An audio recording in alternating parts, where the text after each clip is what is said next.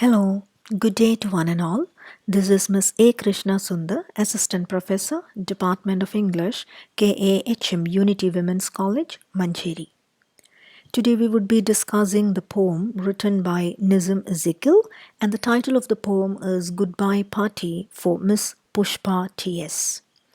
So this is Nizam EZEKIEL. He is considered as one of the greatest writers in Indian English literature, and he is one of the three great Indian English poets, the other two being A.K. Ramanujan and Kamala Das. So here is a brief biography of the author, who was born in the year 1924 and he passed away in the year 2004. He is an Indian poet with a Jewish descent. He has become an icon in India's post-colonial history. He was born in Mumbai, Maharashtra, and he completed his BA in literature from Wilson College, Mumbai. Later, he moved to London and studied philosophy from Birkbeck College. He got back to India in an Indo-China ship carrying arms. He was also awarded with Padma Shri and the Sahitya Academy Award, and he passed away in the year 2004. So some of the great works written by Nizam EZEKIEL includes Time to Change, published in the year 1952, 60 Poems in 1953, The Exact Name in 1965, The Unfinished Man in 1960, Hymns in Darkness 1976. So here comes the poem Goodbye Party for Miss Pushpa T.S. So a few things regarding the poem before we step into the poetic lines. The very first thing is that this is a satirical poem. This is a poem which makes fun of Indian English. Now there is something called as Babu English, which is actually a kind of English which the Indians used to impress the British people. So the entire poem is about the way in which English is handled by Indians. We all possess a different mother tongue, and this mother tongue interference or this mother tongue influences would be there in the way in which we speak English. And this entire poem is about the confusions and the wrong kinds of words which are used when we try translating words right from the mother tongue to English. So the context of the poem here is actually a farewell party for Miss Pushpa T.S. Now, if you look at the title itself is very, very misleading because the title says goodbye party. So goodbye party actually gives a very negative kind of connotation. Instead of that, the right word would be a farewell party. So right from the title of the poem onwards, the poet is trying to mock the way in which we speak English. Because English is our second language. So definitely we might not be able to speak English in the very same way as a real Englishman speaks. Because for them, it is their mother tongue. But for us, Indians, English is always a second language. So those difficulties would definitely appear in the way in which we speak English. And the entire poem is about the confusions and the mistakes that can happen when we bring this mother tongue influence towards English language. So the context of the poem here is a farewell party which is given to Miss Pushpa T.S. So here we start. So this is how the poem begins. Friends, our dear sister is departing for foreign in 2-3 days. And we are meeting today to wish her bon voyage. So this is how the speaker addresses the entire gathering. Friends, our dear sister is departing.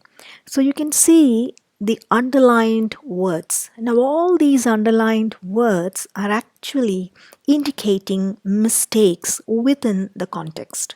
So, departing is actually not the right word which should be used here when someone is moving out of your office or when someone is moving out of the department where you are working.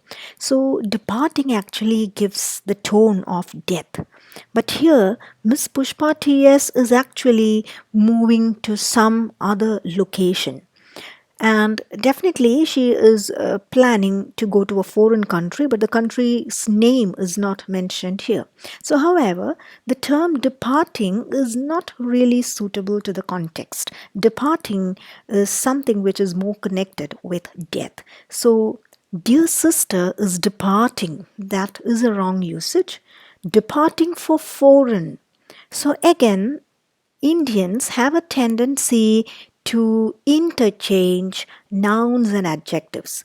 So departing for foreign again is a wrong usage. Maybe you can say she is moving into such and such a place. She is going to America, or she is leaving India and she is moving to Australia. So you can use these kind of words, but departing for foreign is not the right way to put it. In 2-3 days. So maybe the speaker is trying to say that she is going to leave very soon, but instead of that, he is using a very literal kind of translation, like in 2-3 days. So within a short time, this Miss Pushpa TS is leaving India. And we are meeting today. We are meeting today. So see, this progressive tense is something which we use continuously in our day-to-day conversation. And this is a very strong tendency that you can see with Indian English. We are meeting today. They are already in the meeting.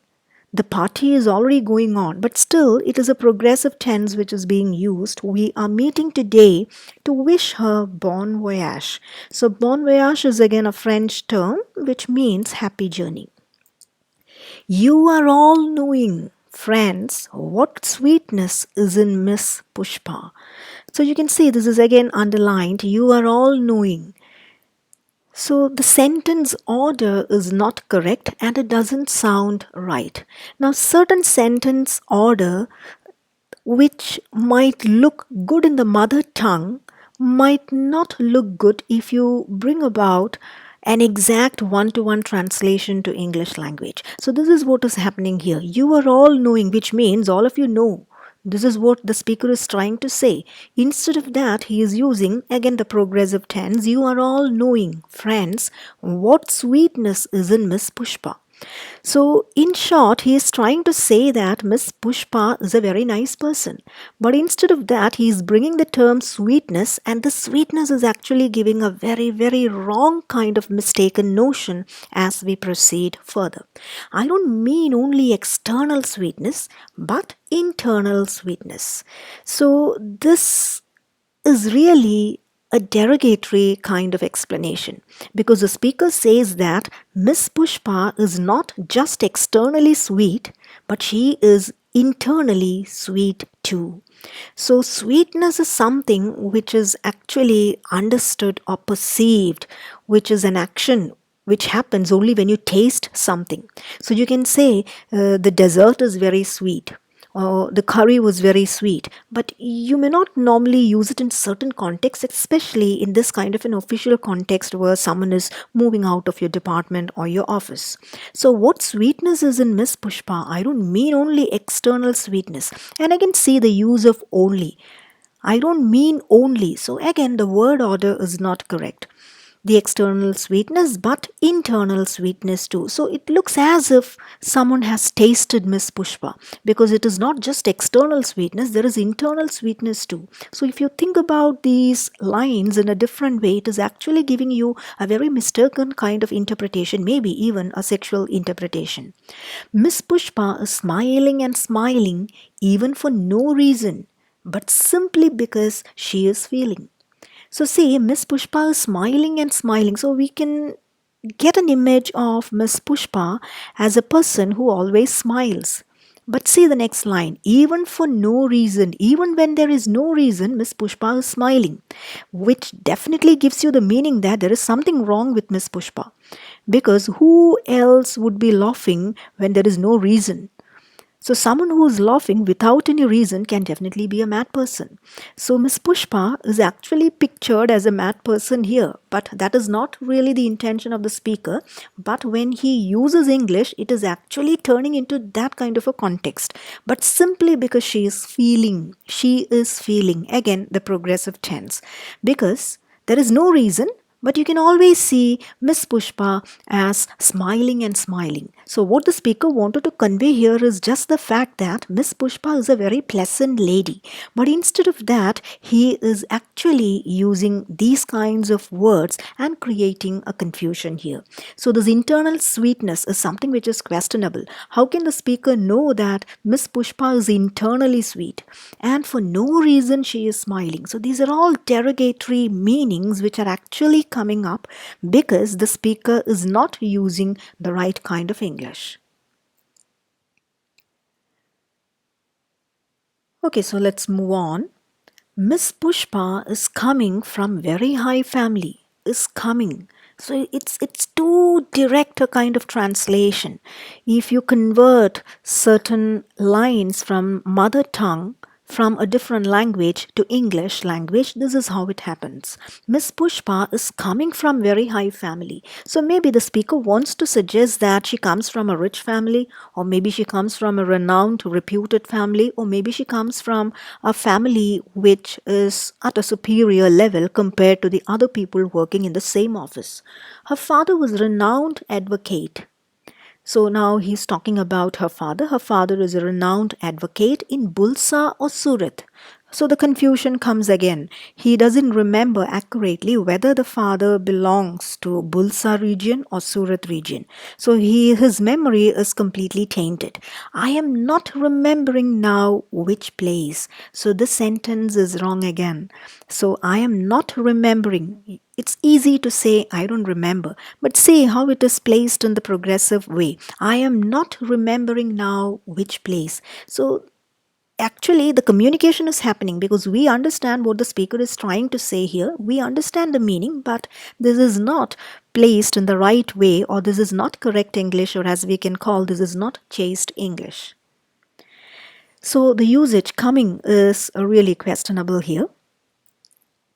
Now, Surat, yes. So now he remembers and he says yes. There was a confusion, Bulzar or Surat, but now the confusion is sorted out, so it is Surat. Yes. Once only I stayed in Surat. So again, wrong usage. Once only. So this only is coming unnecessarily. It is repeatedly used and it is a wrong usage. Once only I stayed in Surat with family members of my uncle's very old friend. So see, the speaker is actually deviating. He is deviating from the topic. What is the topic here? This is actually a farewell party and the context is actually talking about Miss Pushpa. But instead of that, he goes to discuss Miss Pushpa's family, and from there is a confusion, Bulzar or Surat, and finally he says yes, it is Surat, and now he is bringing back his memory from Surat. And he says, I have stayed in Surat just for once. And that was with a family member of my uncle's very old friend. So see how distant the relationship is. First of all, it is his uncle and then his uncle's old friend. And his old friend's wife was cooking nicely. So see, he's actually deviated from the main topic. There is a digression happening and he's talking about things which he is not supposed to talk in a farewell party. So see, this is again another mistake. His wife was cooking nicely. Now this is something which we use very commonly in our daily life, but this is absolutely wrong. It's easier to say she cooks well or the hospitality was really nice. But instead of that, he is using cooking nicely. And that was long time ago. So that is totally a different story, which is not actually fitting for this farewell party. So we have already discussed all these, that he is not sure about the place and the speaker is still confused. So again, another thing that you have to remember here is the caste system, the class system, etc., that is still working in Indian context. So maybe this line reflects even that aspect of Indian society when the speaker says that Miss Pushpa is coming from a very high family. Okay, so continuing with the poem, coming back to Miss Pushpa, she is most popular lady with men also and ladies also. So he's continuing his speech and he says, Miss Pushpa is very popular. And she is not just popular with women, she is popular among men too. So this again will indeed create a reaction in the mind of the audience, because how is this lady becoming very popular among men? So that again will give you a negative kind of interpretation with men also and ladies also. So see the usage of also unnecessarily. It is used in context where it should not be used. Whenever I asked her to do anything, she was saying, just now only I will do it. So he just wanted to convey the fact that she was a very positive person. She never used to say no when someone asked for a favor from her. But instead of that, he is actually putting it in words which is actually giving a very negative meaning.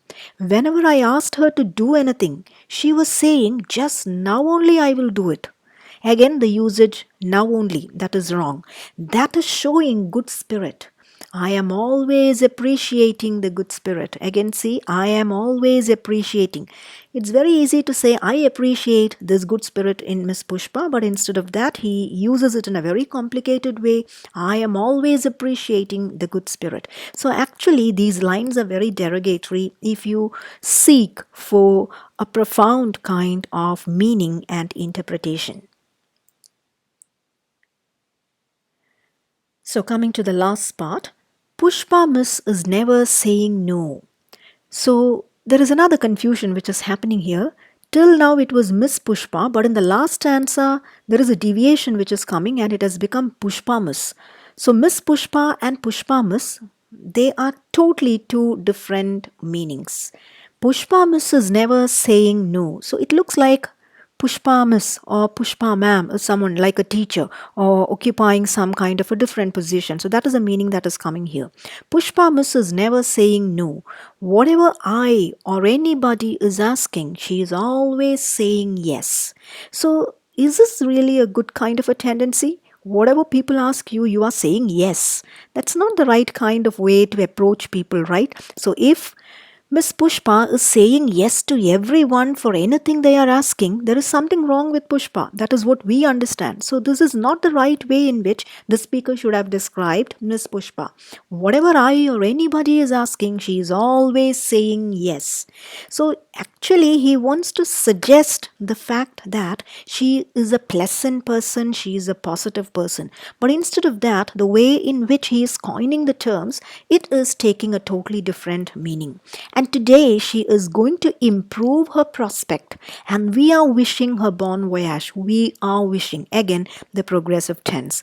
Now I ask other speakers to speak and afterwards Miss Pushpa will do summing up. So now he is actually coming to the end of his speech and now he is asking the other members to speak about Miss Pushpa. See, this is how a farewell party works. A lot of people who have gathered there for the farewell party will be talking about that person who's actually leaving. So they'll be saying a lot of good things about the person, and finally the last part, that very same person would be coming and giving a reply speech. So here the speaker is coming to an end with a speech and he's asking the other members to speak about Miss Pushpa, and afterwards Miss Pushpa will do summing up. Now what is a summing up? Now, sometimes teachers would be asking you to write a summary about something or to speak about a summary. So, summing up is actually an academic kind of thing. It is not something which might happen during a party or a gathering. So, actually, Miss Pushpa should give a reply speech. But instead of that term, reply speech, the speaker here is using the term summing up, which is not actually suitable for the context. So with this, the speaker comes to the end of the poem. And with this, Nizam EZEKIEL is also coming to the end of the poem by throwing light on the way in which we use English language by associating it with our mother tongue, sometimes with one-to-one kind of literal translation, which is really, really killing the language. So to sum up, the poem is about the ordinary use of English language, the everyday speech, and this is actually a criticism against how English is spoken by Gujaratis, definitely the mother tongue influence. Now see, this is not something which can happen just to Gujaratis, this can happen to any person who's using English as a second language. When a Malayali speaks English, definitely there would be some aspects of Malayalam language which would be knocking out through the language when we turn it into English. Again, faulty word order is there, unnecessary use of present progressive tense, non-English idiomatic expressions, grammatical errors. So lots of mistakes are there in the poem, and this is a poem which can be used for ELT study. So ELT is actually English language study. So here you can see this poem can be used as a best resource to analyze the mistakes and to study, especially in the case of this ELT techniques and processes. So now coming to the question answers. Comment on the humor in the title Goodbye Party for Miss Pushpa TS. So the title of the poem is hilarious as it is suggestive of death rather than a farewell party. The term goodbye connects more with death than a farewell. You are all knowing, friends, what sweetness is in Miss Pushpa. Comment on the lines. So the faulty word order and present progressive tense throws light into the literal translation of words from mother tongue to English language. The positive spirit of Miss Pushpa has been described through wrong words which turn out to be more derogatory in nature, indicating even sexual association. So question number 3. Miss Pushpa is coming from very high family. Her father was a renowned advocate. Bring out the source of satire in these lines. The lines provide enough food for thought for the prevailing caste system in India. Moreover, the suggestion of high family is in fact a non-standard term of English. The disappointing mechanism through which people are categorized according to a societal class system is also touched upon here. So question number 4. Now I ask other speakers to speak and afterwards Ms. Pushpa will do the summing up. Explain how suitable these lines are to end the poem. These concluding lines touch the height of comedy as faulty English words are used to communicate. The word order is wrong in now I ask, and summing up is rather a very colloquial term which is a literal translation to English. The non-standard use of English among Indians and the interference of mother tongue too is reflected upon here by the poet. So moving on to the paragraph questions. Now, if you want to take a deeper look, you can pause the video and read it out. Comment on the sources of humor in Nizam EZEKIEL's poem. So I've just written it as a bullet points. You need to expand each of these points. His poems deal with ordinary themes. Maybe you can talk about some other poems also written by Nizam EZEKIEL, like Night of the Scorpion. Then again you have a bird philosopher, etc., bird watcher. So there are so many poems written by Nizam EZEKIEL and you might have studied many of them. So you can include all those because all these poems cover very ordinary themes. So humor in the everyday life is touched upon here, and this is in fact a social satire. Now, what is a social satire? So you need to explain that. A satire is something that ridicules, and a social satire is something that ridicules certain aspects of a particular society. So how English is used in its non-standard variations in India is the main crux of the poem. So you can give a few examples to highlight the humor. Question number 2. Nizam EZEKIEL is a master craftsman in making use of the maneuverability of ordinary words for effective satire. So again, you have to explain what a satire is, Indian English and its usage. You can quote a number of lines and words from the poem to justify the fact that EZEKIEL is a master craftsman. So critically evaluate Nizam Ezekiel's Goodbye Party as a satire on Indianness in English. So you need to explain what a satire is on the first part. What is the poem about? So we have discussed it in detail. Indian English spoken by Indians. You can also mention what Babu English is. Then you can pick out the grammatical errors witnessed within the poem, the faulty word order, examples from the poem, how an ordinary topic is presented in a hilarious way. The poem throws light on Indian way of speaking English and how mother tongue influence is another important issue when you learn a second language. So with this, we come to the end of the discussion here. So thank you very much for your patient listening. In case of any kind of clarifications or any kinds of doubts, you can approach me through my email ID. So thank you. Thank you very much.